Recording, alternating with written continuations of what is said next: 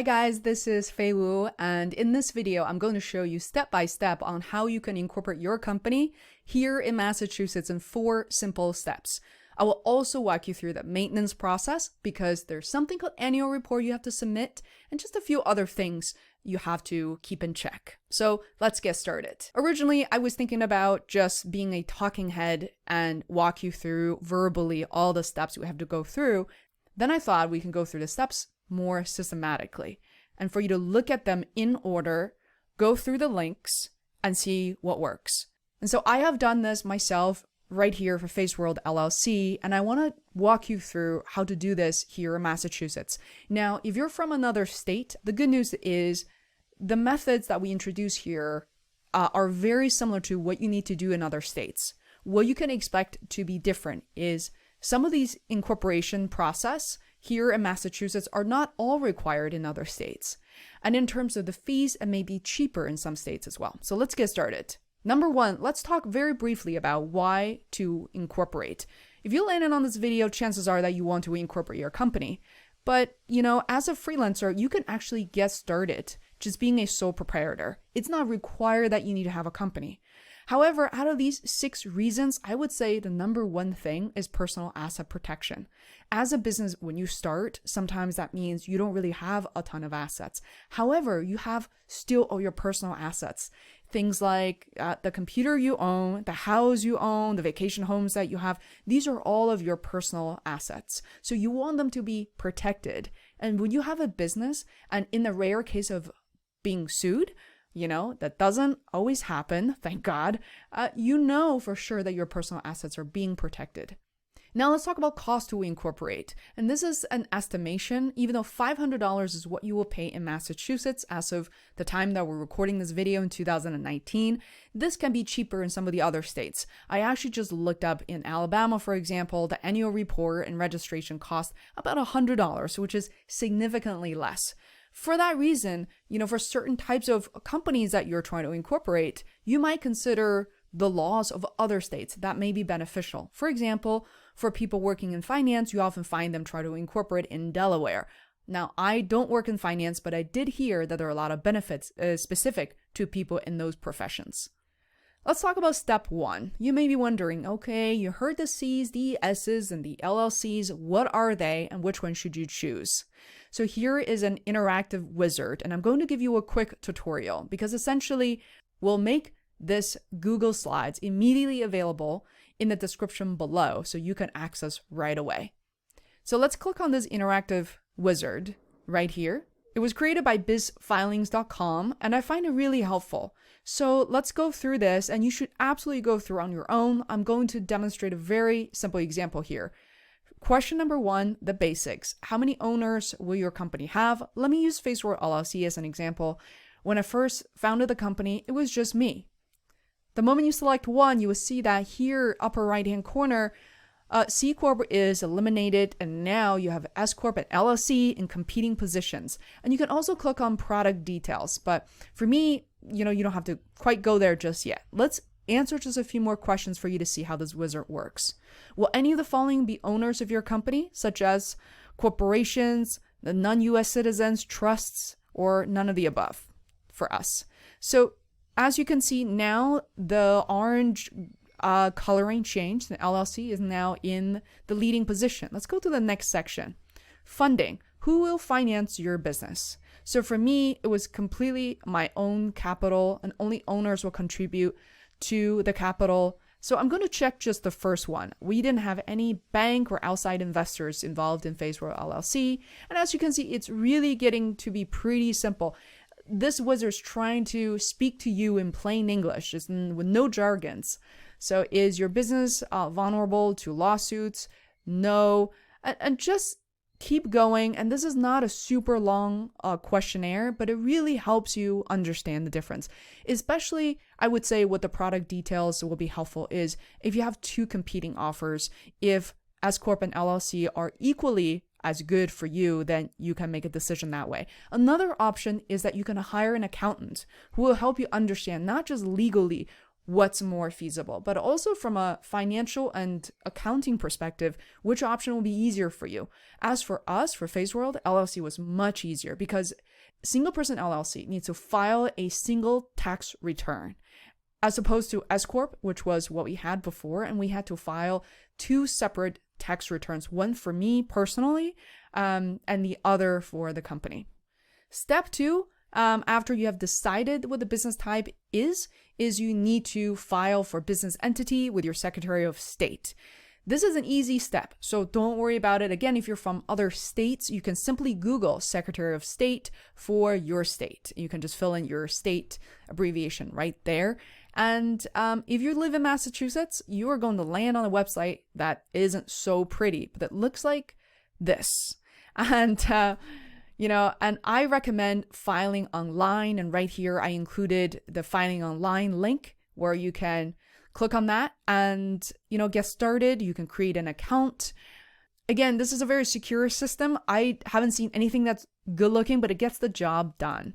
Only your name and your contact information here, very basic, your address, first, last name, email, are needed to file this online. And it took me 5 minutes or so to complete the process. And if there are any issues with your application, there's usually an associate or a paralegal from the Secretary of State who will contact you. So I was able to receive Feisworld LLC as a confirmation after 48 to 72 hours. It's not a long wait. But again, if you're starting your company, I would say get started. Really don't wait until you absolutely need it, because again, it still takes days for some of these steps to complete. Okay, so business entity, for clarification, this is only for your business entity, and this is not your EIN. EIN is known as Employer Identification Number.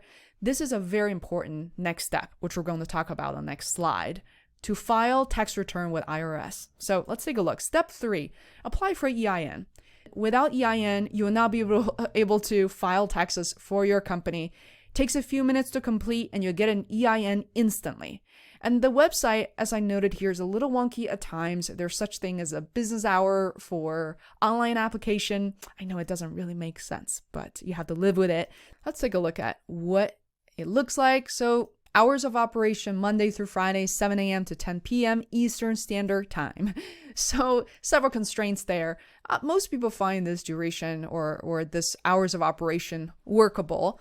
One thing to note, make sure that you do it within those hours, because if your session expires after 15 minutes of inactivity, which happened to me as I was working full time, I applied for EIN and it was during the weekend, something happened, I had to redo it during business hours.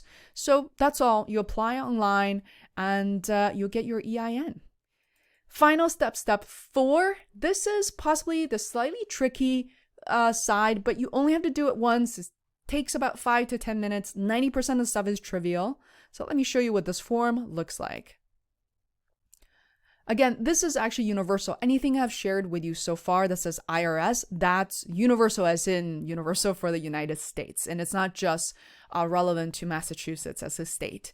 So this form, as you scroll down, I'm going to show you page 1, 2, and 3. And obviously you don't need to fill out all these little boxes here.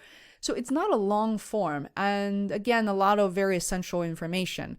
But there are a couple of fields where you have to kind of just think through, look through. And whenever you get stuck, I'll show you a trick, which is that was form 2553, and it's called Election by a Small Business Corporation. So again, under Google, all you have to do is form 2553 instructions. And once you get here, you'll notice that the instructions are published in places other than IRS. But what I typically do is I look for this PDF icon, and that takes me directly to a PDF. The first page looks the same, but as you scroll down, you'll notice that, hey, this is the instruction for Form 2553, revised on December 2017. And here you're going to see by section, you're going to see what each of the field means and what you need to do about it. Okay, so then you are done. Now, I want to talk to you guys about an important thing, which is ongoing maintenance. Because after the first year, if it wasn't for my accountant, I thought, I'm done, $500 spent, I don't need to do anything else. It's not true. Every year here in Massachusetts, you need to file something called an annual report, and it costs $500. If you don't change the entity of your business, like you don't change from S Corp to LLC back to something else, you only need to file that $500 incorporation once. You need to spend that money once. However, the annual report is ongoing. That's $500 a month. And you have to do this before the end of the year.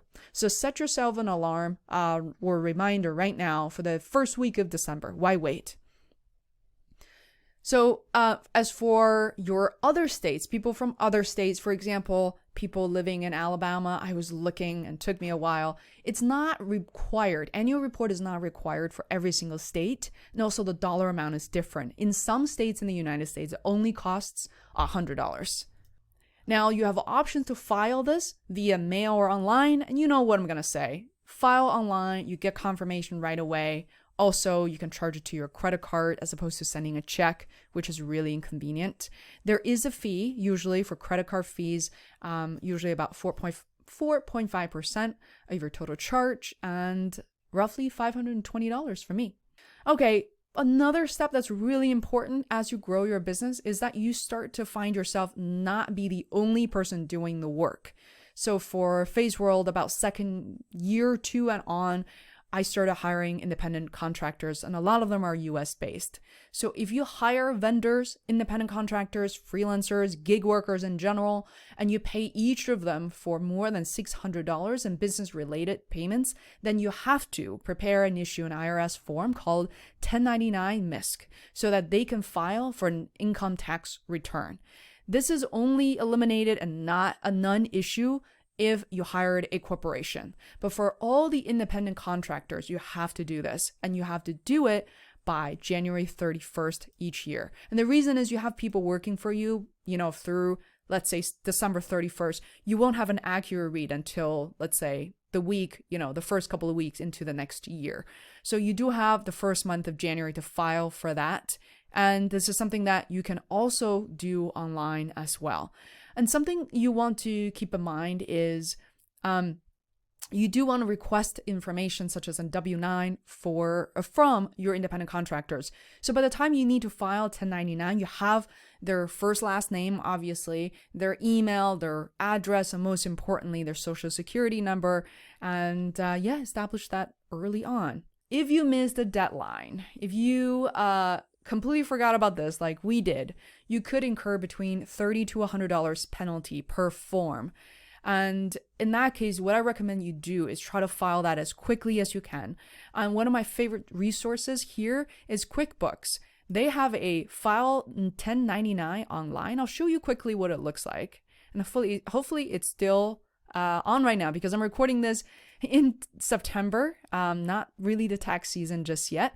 But yeah, so you can see there is an instruction, file 1099 form online in 3 simple steps. You don't have to mail anything. You can just e-file directly with the IRS. You can send the PDF right to your contractors and you're done.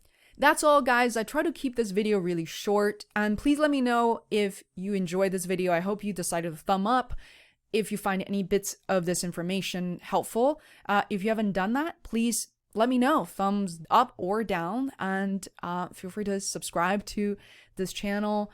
It's really important for us as freelancers and independent creators to talk about these things that are not sexy and often avoided.